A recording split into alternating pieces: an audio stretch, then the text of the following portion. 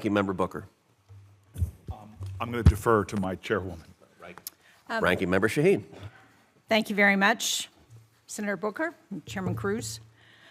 Before I get to the questions today, I'd like to address two issues that apply to Africa and that are important to this subcommittee. First, on yesterday's violence in the Democratic Republic of Congo, news reports indicate that Rwanda-backed M23 rebels seized a key town in the east. This is a major escalation, and it comes just days after President Trump hosted the Rwandan and Congolese presidents to tout a plan for peace and prosperity.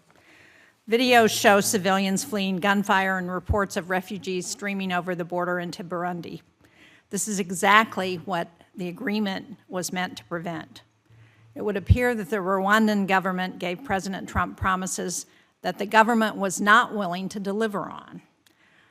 Senator Risch and I put out a statement on that peace signing, and what we said in our statement was that the U.S. would act if the parties don't uphold their commitments. I look forward to working with members of this subcommittee to take those necessary steps and encourage the administration to also uphold the commitments that were made. Second, I want to reiterate the importance of U.S. support for the Somali government, the Somali people, and the Somali American community. Senator Booker addressed the comments that the President made earlier in his comments, but at a moment when cooperation with Somalia is essential to counter piracy and strengthen security off its coasts, it's important to reaffirm that partnership. Our policy should be grounded in facts and in the strength of our alliances, not in comments that undercut communities who are critical to that work. Mr. Sylvester, thank you. Thank you to all our witnesses for being here. In November, Senator Barrasso and I introduced bipartisan legislation to ensure a whole-of-government strategy on subsea cables for the Department of State, to ensure that you have the requisite expertise you need to lead international coordination on the subject.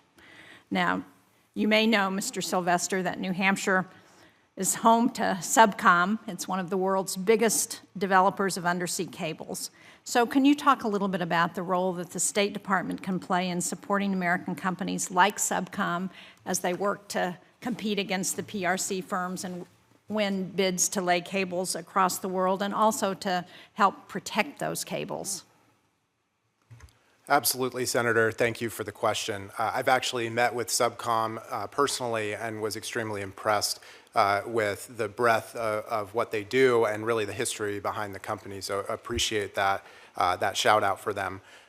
So what we're doing on the topic of subsea cables is twofold. Number one, trying to ensure that countries go with trusted vendors for subsea cables rather than the Chinese alternatives.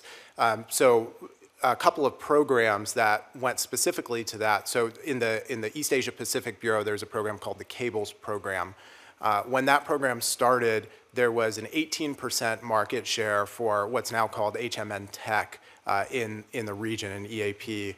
After a few years, that market share is now down to 7%. That program really was just an educational program about the data security risks of going with untrusted subsea cable vendors, and we already saw tremendous results to the point where the Cyberspace and Digital Policy Bureau is now taking that program global, a program called PROCON. PROCON. So that's one thing, is encouraging that education. The second thing is continuing diplomacy to encourage partners to adopt the New York principles. So this was an agreement on not just education, but also building out a resilient system. So while some cuts or some damage to subsea cables may be inevitable because of ships sinking or accidental anchor drags, this program, or these principles, encourage countries to sign on to building a resilient system so there aren't those choke points where one cut can be catastrophic to the global and the digital economy. So those would be two examples. I'll just say, as far as the risks, so where we've seen Chinese dominance in the South China Sea, there have been incidents where there's interference with the maintenance and repair of subsea cables.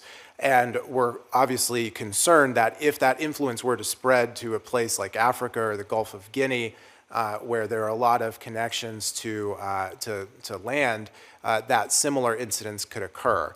So certainly is a top priority for the department, Senator.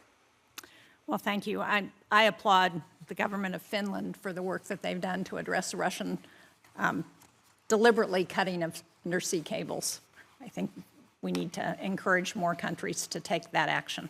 Thank you, Mr. Chairman.